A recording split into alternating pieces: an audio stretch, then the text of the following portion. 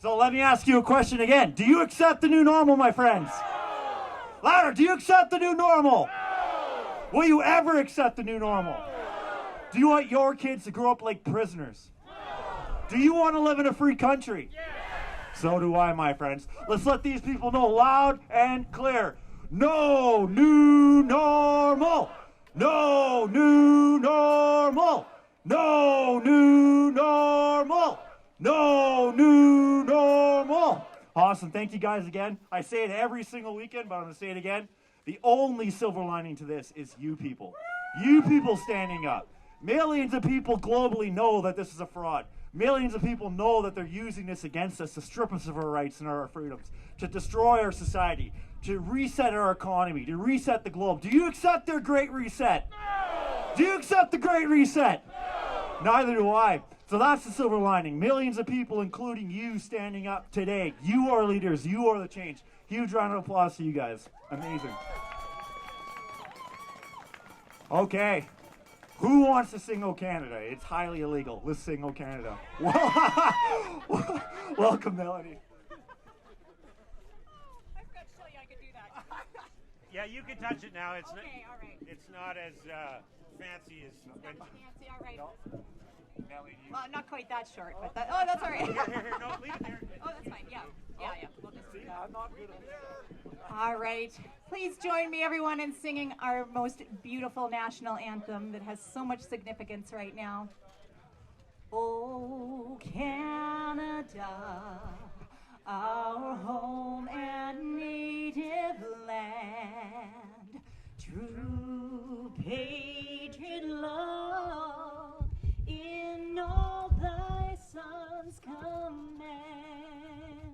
With glowing hearts we see thee rise, the true north strong and free.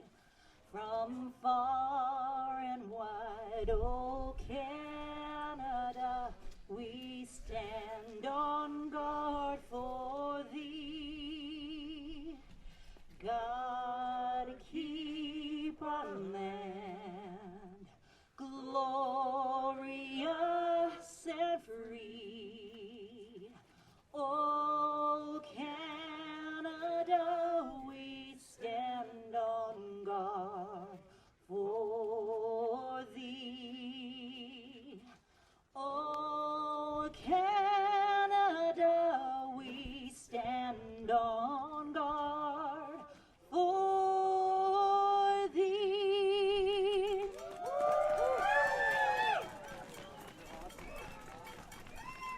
Awesome. Thank you, Melanie. You are awesome. Huge round of applause for Melanie. Thank you so much. Do you love your rights, people? Do you love freedom? Will you fight for your rights and freedom? Let's once again let them know loud and clear that our rights are not up for grabs. There is no debate. Our rights are not up for grabs. There is no debate. Our rights are not up for grabs. There is no debate. Period. Let's welcome Josh up. Josh has some awesome words for us.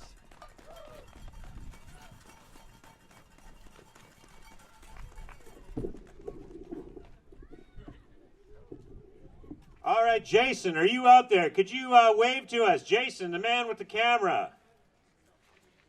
Anybody see Jason out there? He's over there. Okay, everybody take note of Jason. He is not CTV.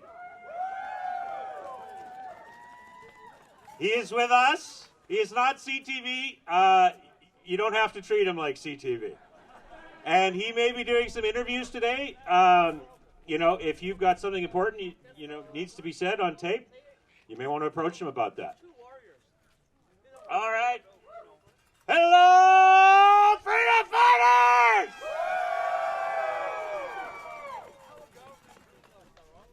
The people are no longer being told to fear this virus. They are now being told to fear their neighbors, friends, and families. Most of all, they are being conditioned to fear you. Apparently, liberty is the cause of COVID-19 and why it must be crushed at all costs.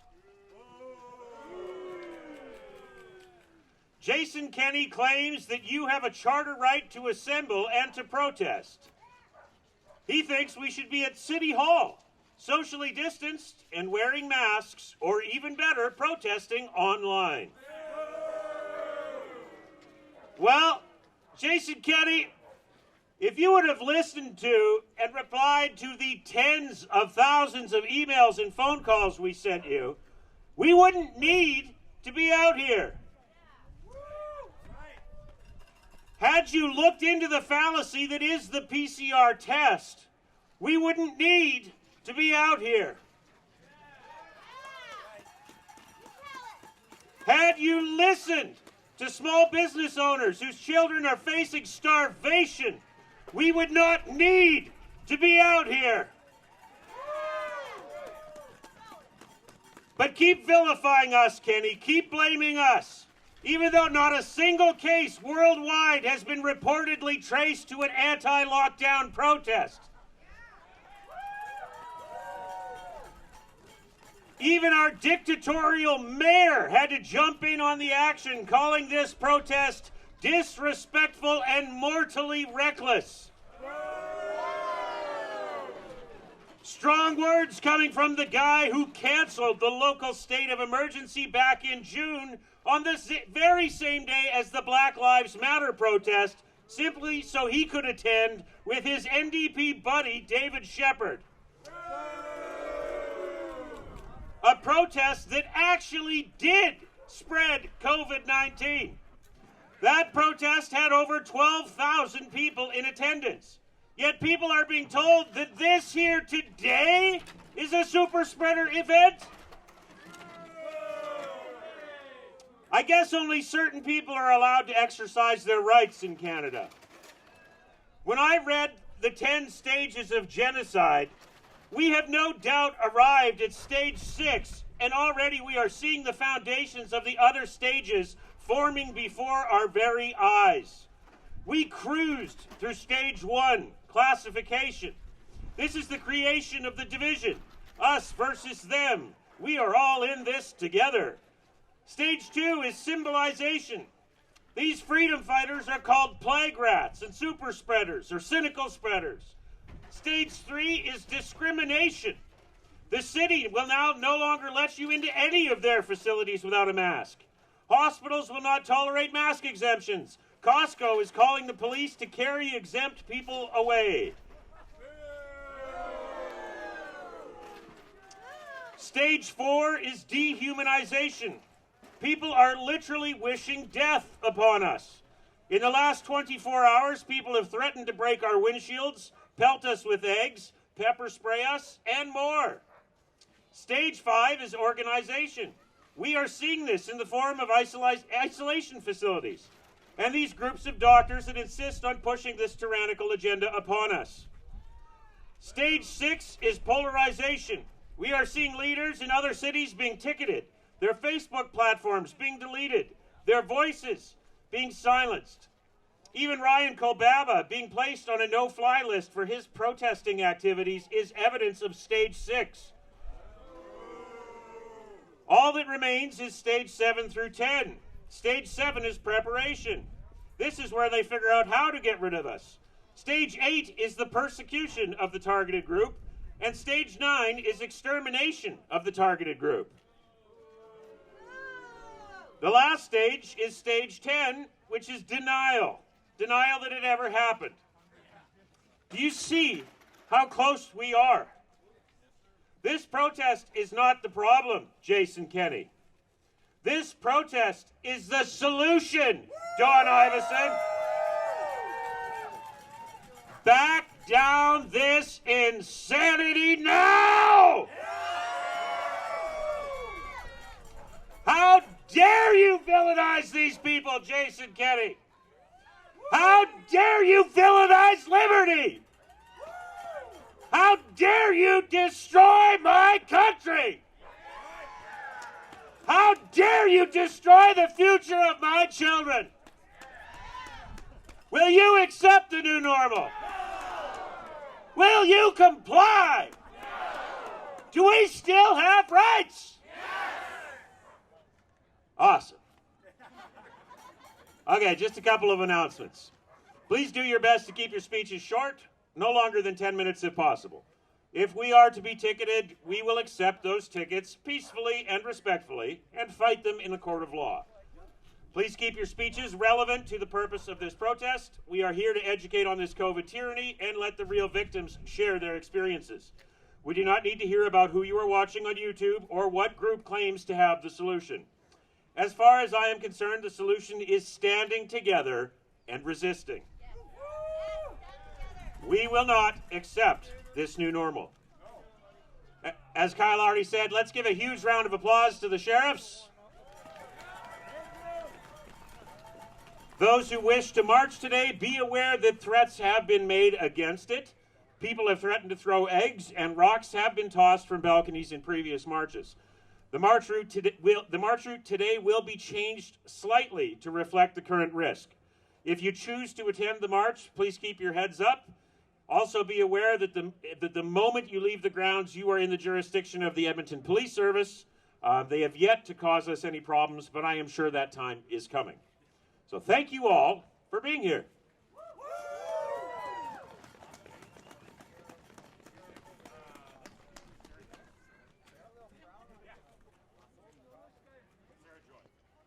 Awesome. Thank you, Josh. A big round of applause for Josh. Thank you. Thank you for all you do online, Josh, and all you're doing with your activism. Freaking amazing, buddy. Thank you so much. Also, too, guys, if you're watching online right now, share, share, share. We have hundreds of people here standing right now. If you're watching, it's your duty to share this and get this out to everybody. So thank you guys very much again. Like we said before, I don't know the quote exactly, but I'm pretty sure Mark Twain said in the beginning, a patriot is a scarce man. Is very ridiculed, very scorned, but in the end it costs nothing for people to follow, and that's when people will follow. So you guys are in the beginning of this, and that's very commendable. So thank you guys again. You guys are amazing. I'd like to call on Sarah now. Sarah Joy.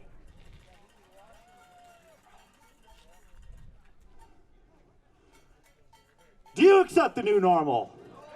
Louder, do you accept the new normal? Will you ever accept the new normal? Neither will I. Welcome, Sarah. We got to take a lesson from Ryan. Hi, guys. Hi, Sarah Joy. So I'm not necessarily good at speaking as my mother is. She shared a few times. Her mother's Lorna. Yeah, my mom's Lorna, by the way. So I'm Sarah Joy Levesque. I'm her daughter.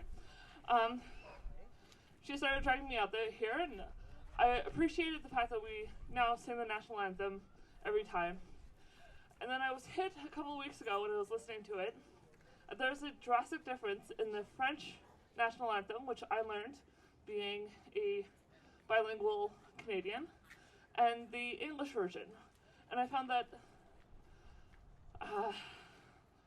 there's a huge difference on who should be doing what when we sing it in French versus in English. So I took the time and I translated the French version just about word for word for you guys. So in French, we sing it as, "O Canada, home of our ancestors, your brow is surrounded by glorious jewel. Your arm can wield the sword and the cross. Your story is an odyssey of brilliant exploits, and your valor, drenched in faith, will protect our homes and our rights." So again, we're talking, and your valor, Canada. Valor, which is defined as courage or boldness in battle. Drenched in faith, will protect our homes and our rights. We are talking about Canada protecting our homes and our rights. Canada being our politicians, Canada being us, the people, protecting our rights. It doesn't say our homes and our bodies, it says our homes and our rights. So our politicians, no matter what level you're on, you are supposed to be protecting our rights. My 7-year-old son, when I was explaining to him that he couldn't, I could try to invite his friend over, but his family was gonna say no because of the rules that were put in place. My son went and said, "Jason Kenney, stop being mean to people." And I think we need to remember, our politicians need to stop being mean to people. We do have the right to have friends over. We have the right to make friends even. We have the right to be human. So our politicians need to remember that they need to protect our homes and our rights, not our bodies.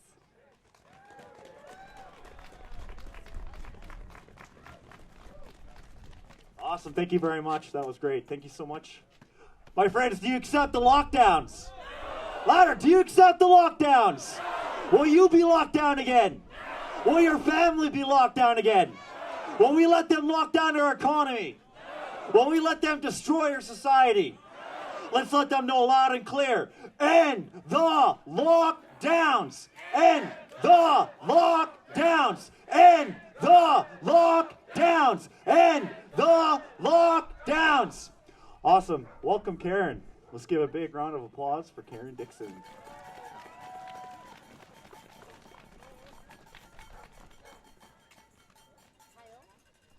Oh. I'm so sorry. I suck. Or you. That's all.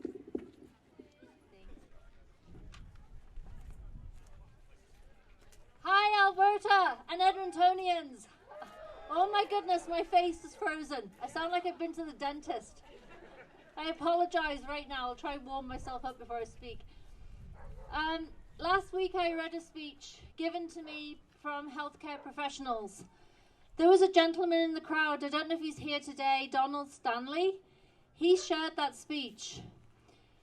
As far as David and I can track, it's hit 500,000 people.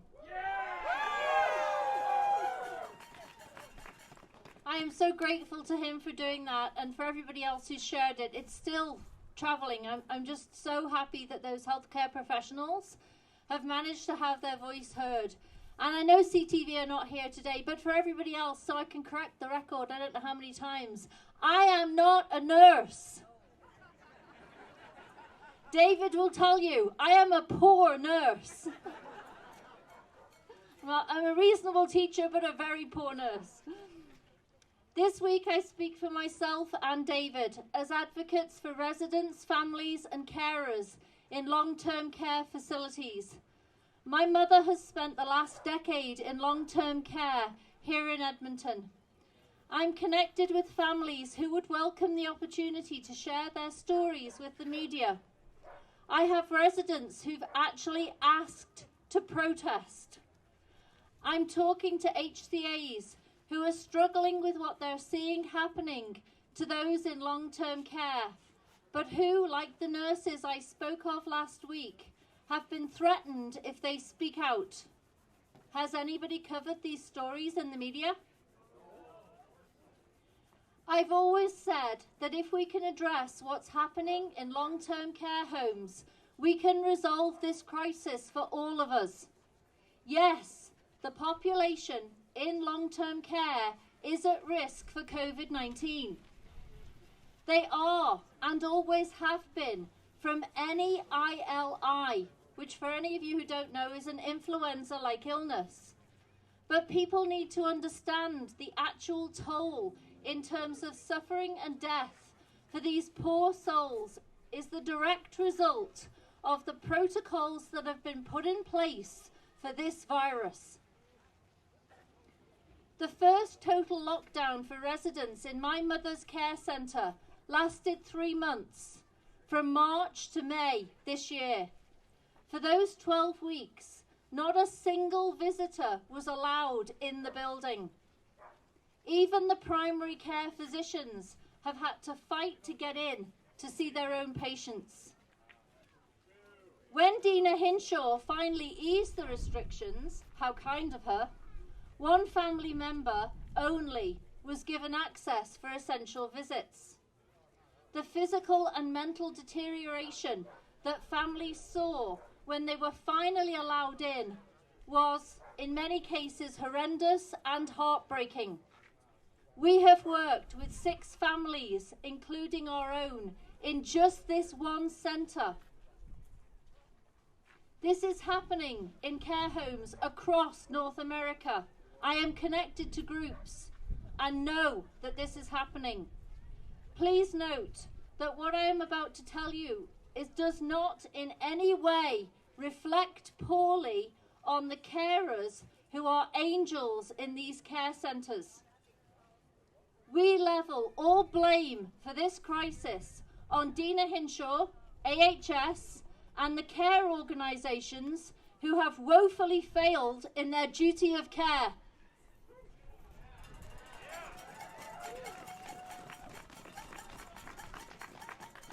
The very measures that they have put into place, which they claim are to protect the most vulnerable, are in fact killing them.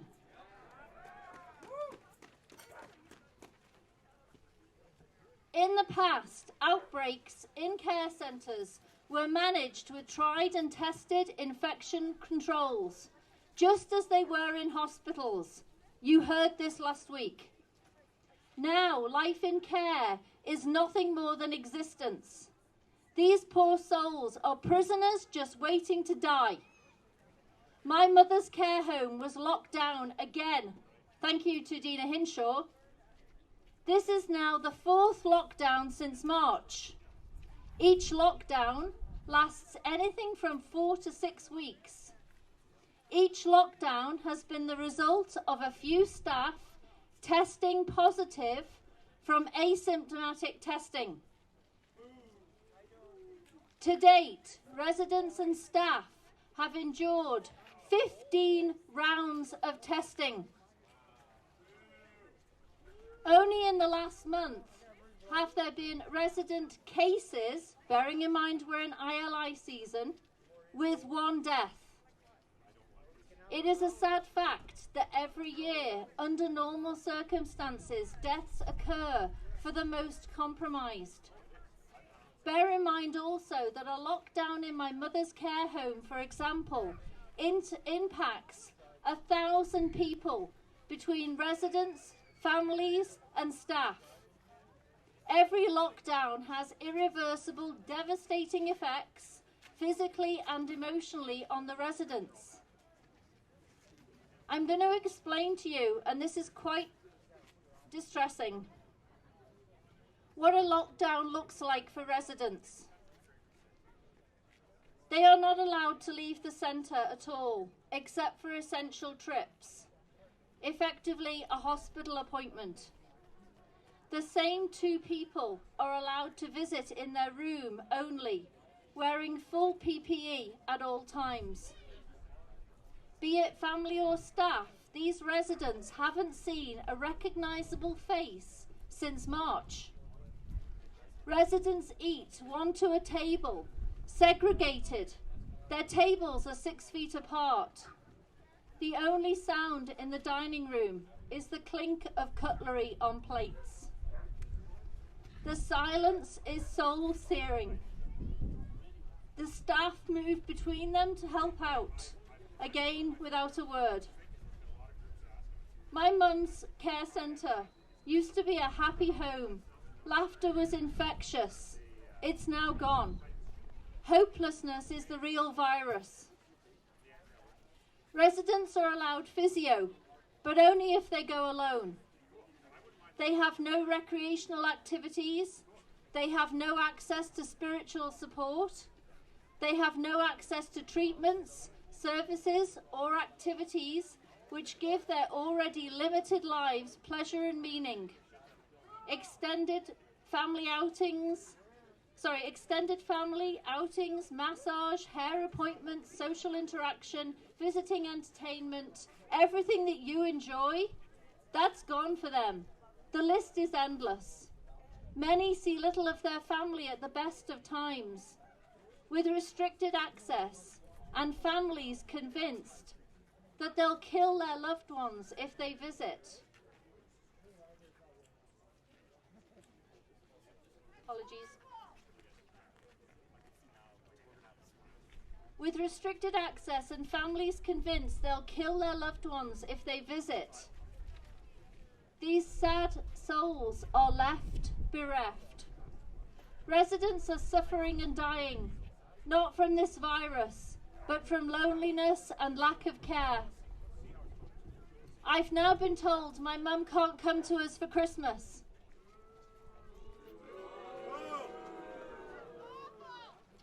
This is despite COVID cases in the facility.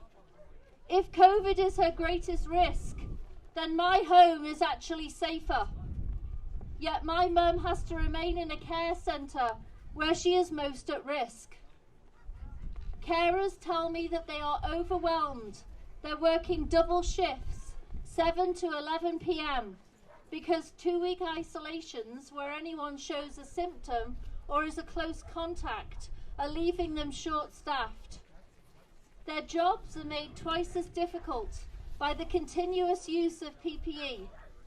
They are suffering from headaches, tiredness, and dizziness.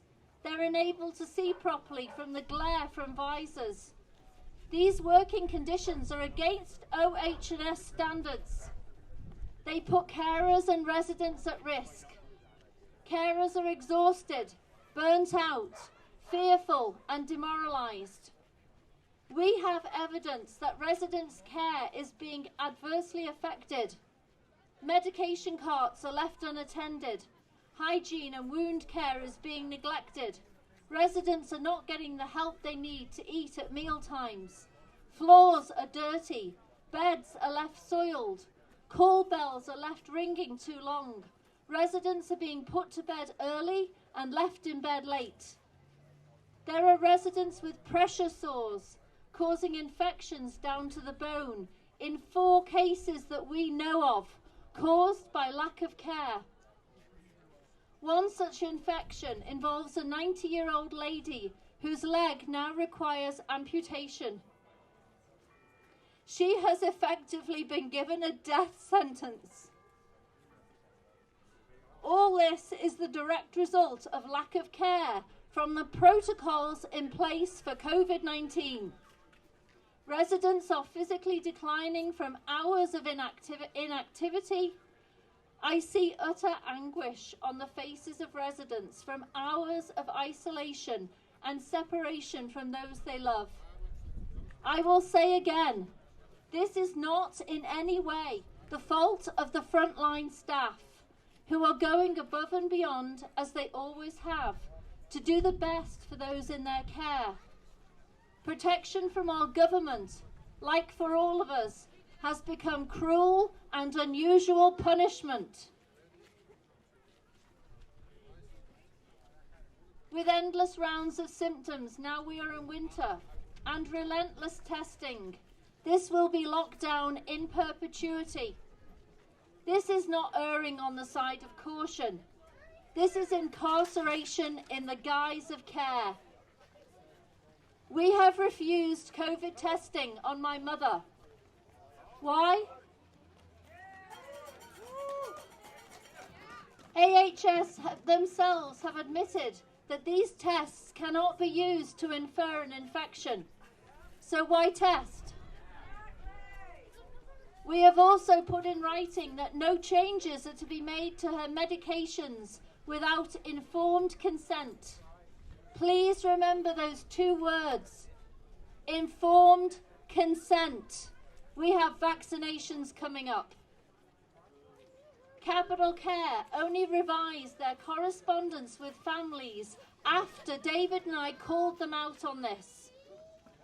This week, families were notified that non-essential medications were being temporarily stopped to save staff resources. This includes calcium and vitamin D that are known to help against COVID-19. So who decides which medications for those in long-term care are non-essential? Why are the very ones that would boost the immune system being stopped? I state with absolute certainty, and I am prepared to give evidence in court, that what is happening in care homes is nothing less than provincially and medically sanctioned neglect. Note, David and I have contacted all 400 MLAs, MPs, patient advocate Janice Harrington, Jason Kenny, Dina Hinshaw. Every one of them has been notified of these facts. but has failed to act. To anyone who supports hard lockdowns for care centres, particularly Jason Kenny and Dina Hinshaw, I have a proposition for you. Spend the next 2 weeks in my mother's care centre under the conditions you have recommended. I'll confine you to one room. I'll confine you to a wheelchair. I'd also like to confine you over Christmas. When care becomes cruelty and safety imprisonment, there is no reason left to live. I leave you with one enduring quotation. The true measure of any society can be seen in how it treats its most vulnerable members.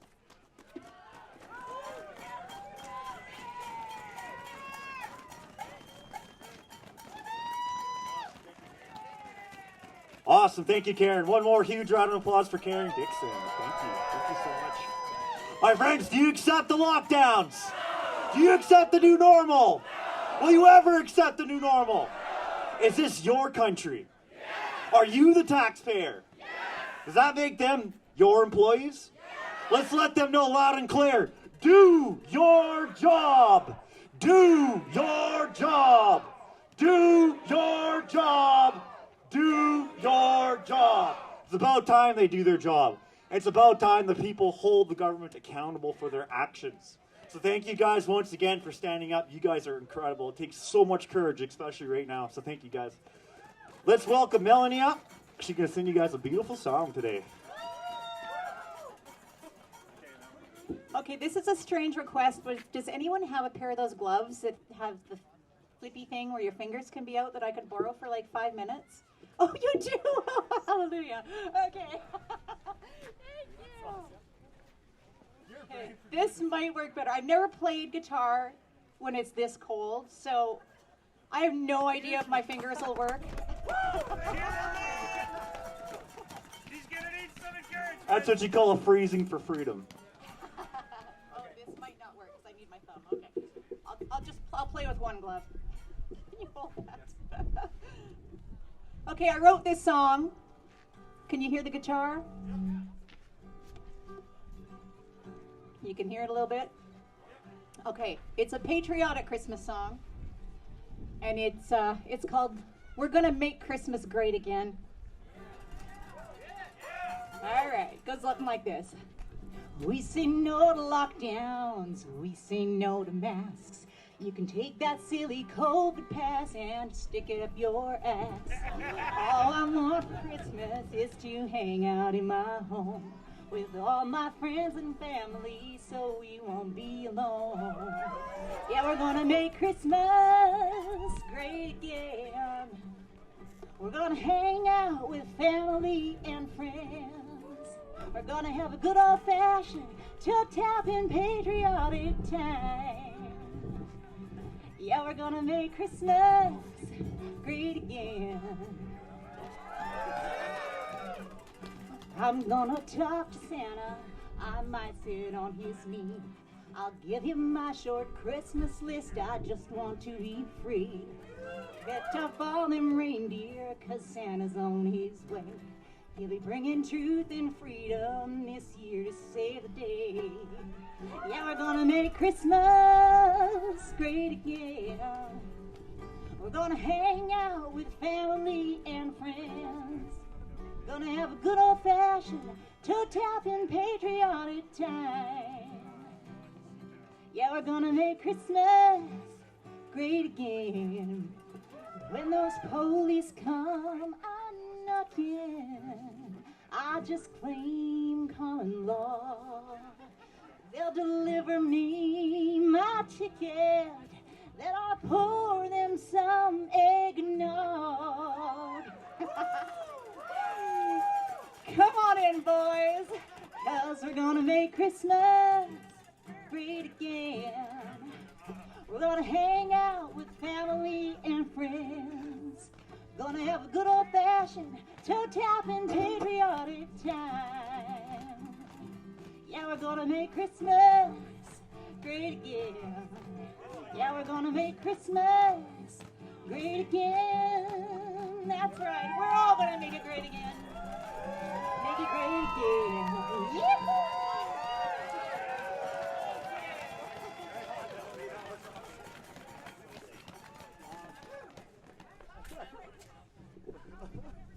That's commitment, Melanie. Awesome. Thank you, Melanie. Huge round of applause for Melanie. That's dedication. I've never seen anyone play guitar in this type of weather. That's incredible. Thank you, Melanie. True Canadian. Awesome. We have a lady who came down from Toronto, I believe, from Vaccine Choice Canada. She just wants to spend a few minutes just talking to you guys today. Welcome. Hello, everybody. I'm actually a Westerner. I just happen to live out there. I love coming out west because I've got family here. Literally, I just got off the plane, and I'm only going to talk about 2 minutes. Yes, I'm a director with Vaccine Choice Canada. My name is Giselle Baribeau. There are so many awesome people involved in this, and I've met so many awesome people from Alberta and from Saskatchewan and BC who are in this. And one of the amazing things is that it truly is bringing people together from right across the country. I told them, I promised I'd only be 2 minutes. I want to say one thing to you. If you haven't already heard about our petition, we filed a petition. We submitted a petition to the House of Commons. Hop on their petition website and sign that. We started that right at the beginning of November, and the press got a hold of it about a week ago, and they tried to slam Derek Sloan, who's awesome. He's totally backing us, and they tried to slam him, and the number of signatures just shot right up. So please go onto that website. The government got attention. It got their attention, so we need more of that. Thank you very much, and God bless all of you.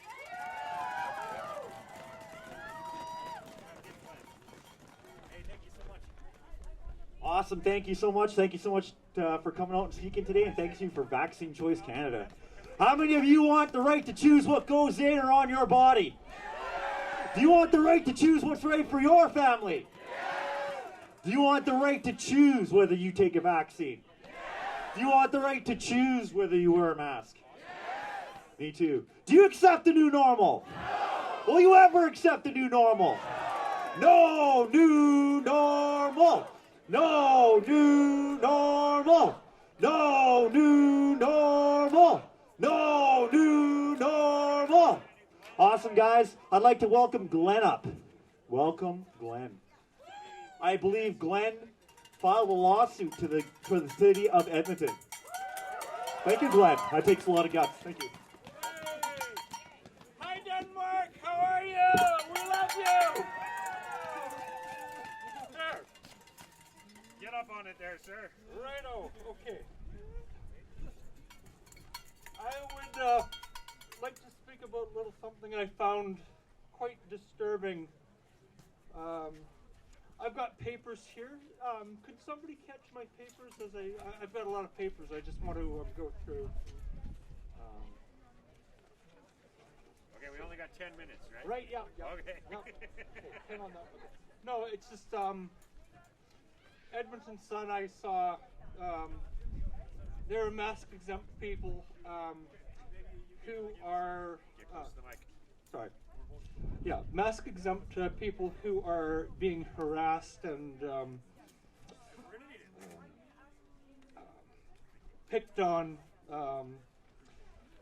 One of the things, like for example, I am legally mask exempt, but what I'd like everybody to know is you can bulletproof yourself more or less if you have certain. This makes it easier on you if you actually have some of the legislation available to when people accost you. It's a good idea, I think, if you have some of the legislation, the documents on your person. Do you have copies to hand out there? No, I don't have copies, no. Sorry. I'm very bad at this. One of the things that's happening is the Alberta Human Rights Commission is lying down on the job. They're asleep at the switch. They have, they say they put out education and engagement to the public. This is off their website. It says, the Alberta Human Rights Commission has a number of programs and services to educate and engage in Albertans and Alberta organizations in human rights and diversity. Information and promotional resources, education programs and other services help to build awareness of human rights, principles, and law, and support individuals and organizations to create discrimination-free, welcoming, and inclusive communities, organizations, and workplaces. So the question is, if they have all this education, why are they not taking a proactive stance and coming out and asking the City of Edmonton, the provincial government, to respect mask exemption rights?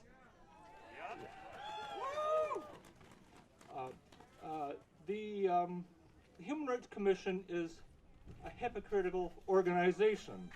If you look at their vision statement states, our vision is a vibrant and inclusive Alberta where the rich diversity of people is celebrated and respected, and where everyone has the opportunity to fully participate in society free from discrimination.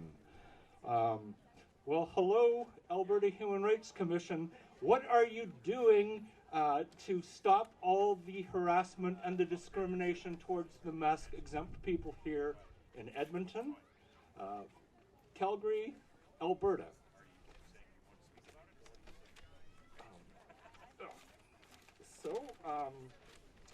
One of the things I think you should have is print off the hard copies of the Edmonton bylaw 19408. That's the mask exempt, that is the temporary mandatory masking bylaw.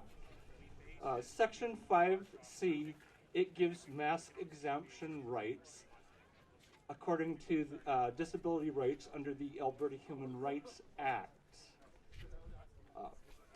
And if you look at the Alberta Human Rights Act, it's, if you have a copy, print that off. There are certain sections, I'm sort of poorly prepared. My hands are cold too. So here's the Alberta Human Rights Act, certain sections.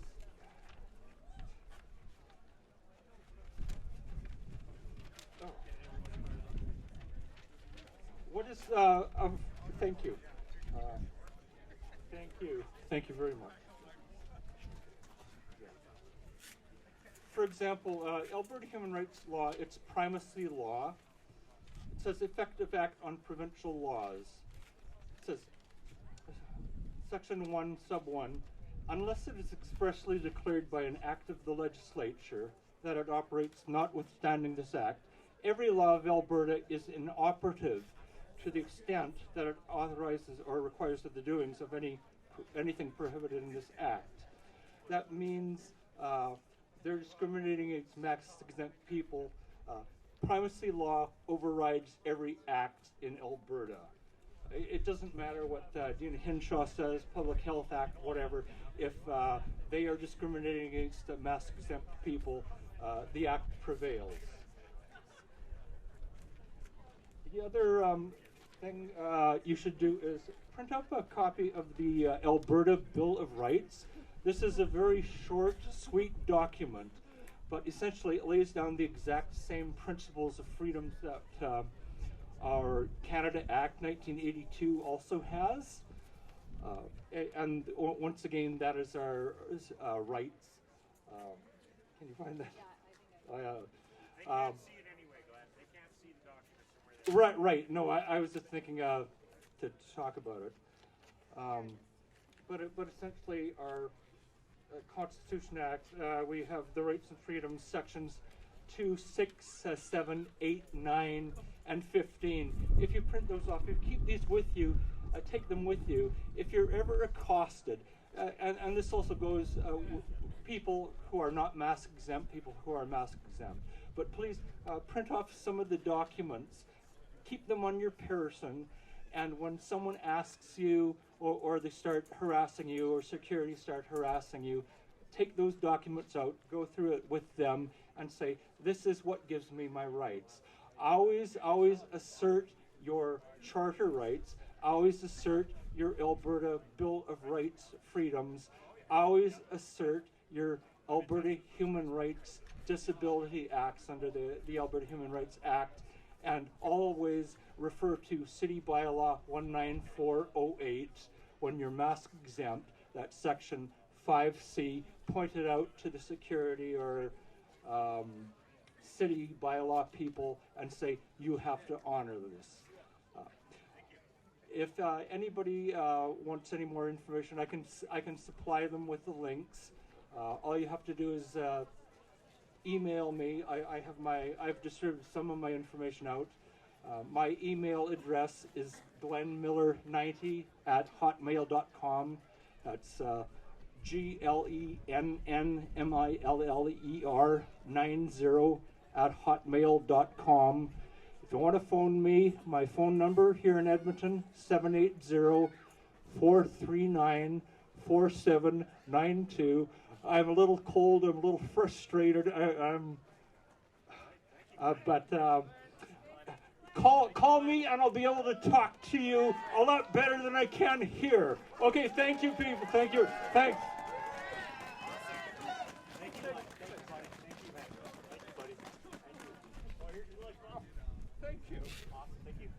Hey, thank you, Glenn. Let's give a huge round of applause for Glenn. Thank you. It takes so much guts to stand up here and talk, guys.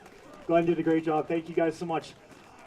Everybody, we're about to march. Who wants to go out there and show Edmonton and Canada that people will stand for our rights and freedoms? Are you ready to show the people of the world that you will stand for your rights and freedoms? Are you ready to show Justin Trudeau that we will not accept his new normal? Are you ready to show this country that we will not accept the new normal? Me too. Okay, we got one more person who'd like to come up. Two more people, quickly. Ryan, what we're going to do, guys, we know it's a little bit cold, so we're doing a hybrid today. So whoever wants to come march, because it is cold, we're going to start marching, right? Whoever wants to stay put and talk and listen to speeches, the speeches will continue, okay?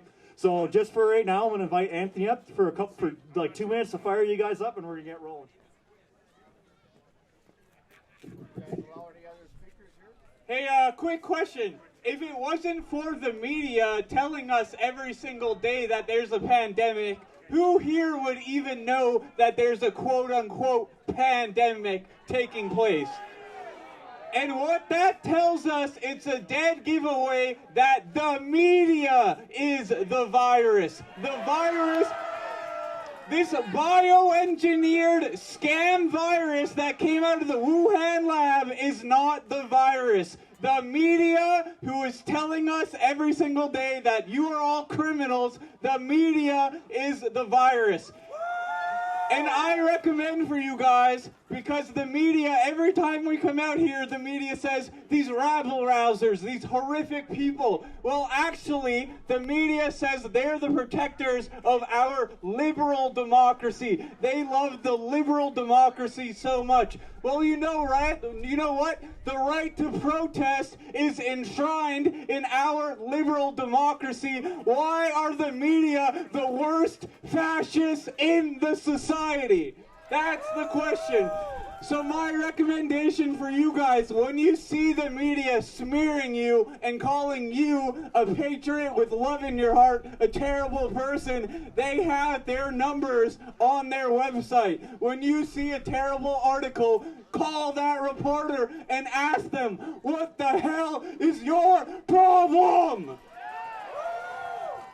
So that's all I have to say. Keep fighting, because this is a battle of good versus evil, and you are on the side of humanity. You are on the side of good, and never let those bullies and those evil people tell you otherwise. Thank you.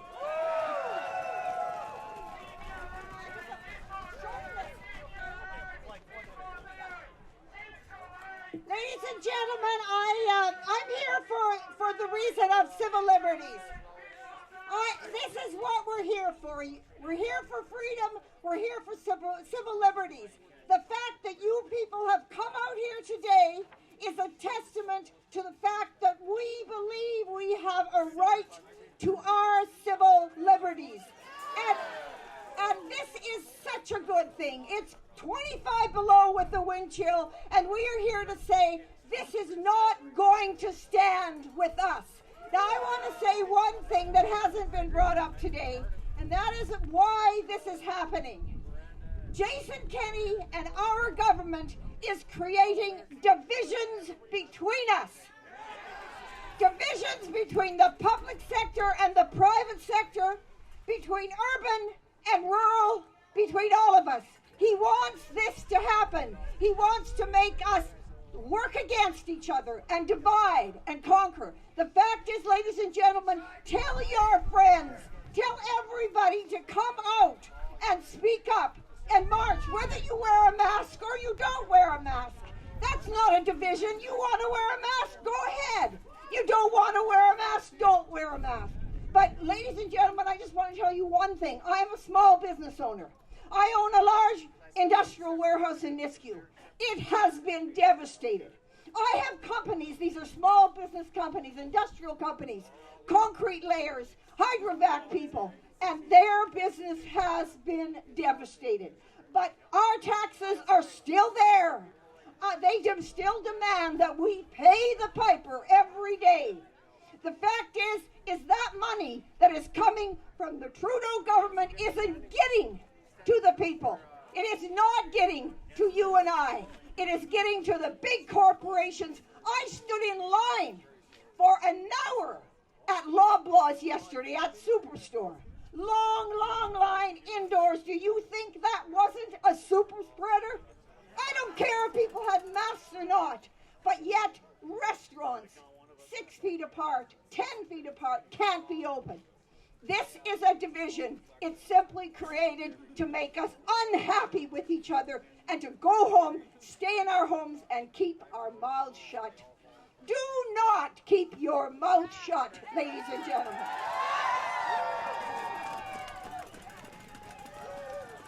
Awesome. Thank you so much. That was amazing. A fine gentleman handed me his phone here just to read to you guys one simple sentence. Those who would give up essential liberty to purchase a little temporary safety deserve neither liberty or safety. Benjamin Franklin. Okay, guys, we're going to go do this march now. We're just going to have a 1-minute prayer. She would like to say a prayer for us on our march today. So we're going to have a little prayer and then we're going to march. Hey, hello everyone. So glad to see you all out here. Praise God. Bless you all. I love you all. We need love, solidarity, peace, harmony, togetherness. And I'm so glad we're all here holding each other up. Thank you so much for coming. Whatever your denomination and your belief in God, God made us with a mouth, a brain, eyes, and now the government wants to take away our mouth and not to speak. Well, here we are. We're speaking loud and clear. And we have a heart full of love. We want to love all our people around us. So I ask for all the angels to guard and protect over us as we're marching in solidarity and in love and showing the people of the world that this is very important to each and every person and to the whole world. So we are showing courage, we're showing faithfulness. And I just want to call a moment of silence. Whatever your religion, whatever your God is, just bow your head in prayer. Let's connect and know that there is power in prayer. If your faith is just as little as a mustard seed, that is all we need, is just that little bit of oomph to get going. And we're here, we got the oomph, we're going to get going right away. We're marching. So just bow your heads in prayer for a moment of silence and prayer that the Almighty God would help us and protect us with this great effort of freedom and liberty and love. Thank you. Amen. Bless you all and guard and protect us. Let's have a moment of silence and prayer. Thank you.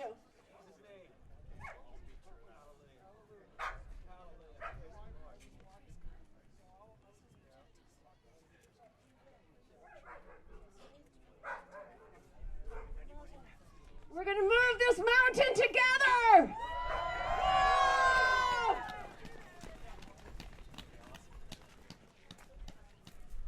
guys. Okay, we're going to do something different on the march. Walk 6 feet apart because we have some friends out there. But I just want to thank all of you lions that have stood up to come out here tonight, or this afternoon, I guess, eh? And I just wish you all well. I had an experience with two 12-year-olds that walked by my house the other day, and they were amazingly awake at 12 years of age, talking about what's going on in their schools. All right? And if they were able, they would have been out here with us. So we have such a diverse range of ages and people here. This is amazing. So all the best to you. Thank you very much. And all the best to you. Check out stuff. Go to David and Karen Dixon's site. There's a lot of information there for you all. All right? Take care. Right on, Brent. Okay, everybody, who's ready to show Canada that there's people who will stand up for your rights and freedoms? Let me ask you a question, my friends. Do you accept the new normal? Louder, do you accept the new normal? Will you ever accept the new normal? Do you want your children to grow up free? Do you want to live free? Do you want this country to be free? Well, congratulations, because you are all leaders in making that happen nationally and worldwide. So huge round of applause, guys. All right, everybody, let's get out there and show Canada what we're made of. We're going to head out this way today. We're going to head straight down 109th and come right back up and arrive back here again, guys. So, like I said, if we encounter anything out there, always respond with love and compassion back. Never respond with hate when people sling hate at you. Always say thank you. We're here fighting for you. If we receive tickets out there, just like I said, just take the ticket. We have the Justice Centers backing us up and fighting for us. We have that. And like I said, if we have to, we'll even spread out a little bit if we have to. Okay, guys? So let's go ahead. Let's have a great march. Thank you guys for coming down.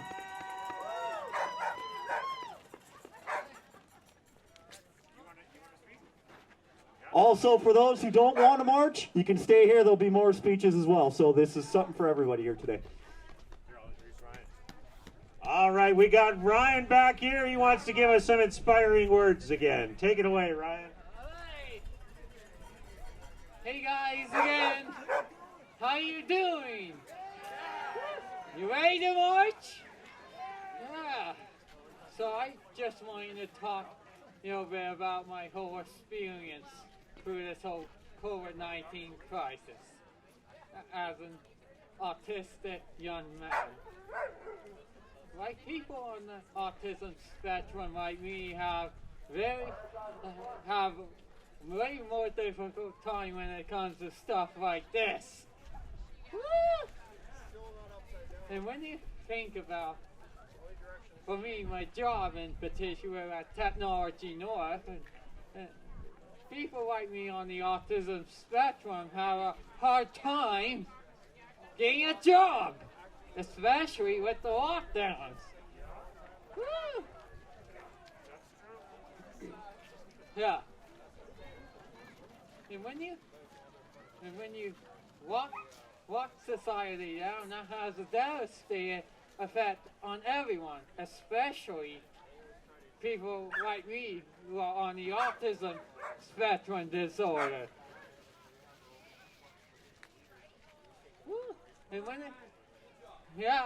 when you think about this, my whole experience going through this, I have lots of friends I made, and I'm really concerned about them because of what our government is doing. I'm worried they might commit suicide because of the lockdown measures, and I'm worried about with the vaccine coming because I do not want my friends or myself injected with this vaccine, knowing that it's dangerous and could do serious harm to us. Yeah. And also, I'm a huge fan of the Edmonton Oilers, and I'm also standing up for my favorite hockey team, and I really do not want my favorite hockey team injected with this vaccine either. Especially my favorite player, Connor McDavid. I know, and that's why we have to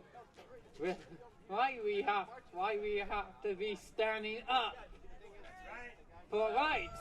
Yes, we have a right, freedom, and we have a right to choose what goes in our bodies.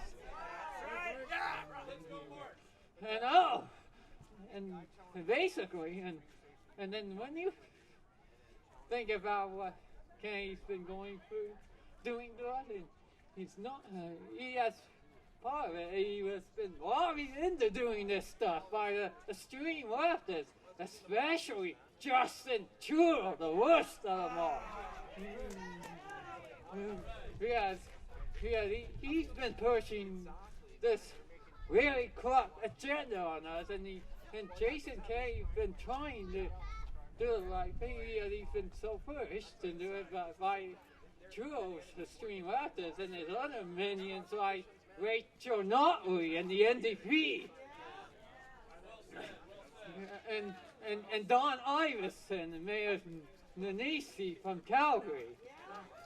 Yes, and they were willing to lock down their cities that the province did it, and did not, and that's what they did with the mask mandate since the province didn't do it. They imposed it themselves before the province did. That's why people are wanting to put these corrupt politicians on notice and hold them accountable for and prosecute them for the damage they have done to our country and our society. Woo! And thank you, everyone. Let's march! What do you want? Come here.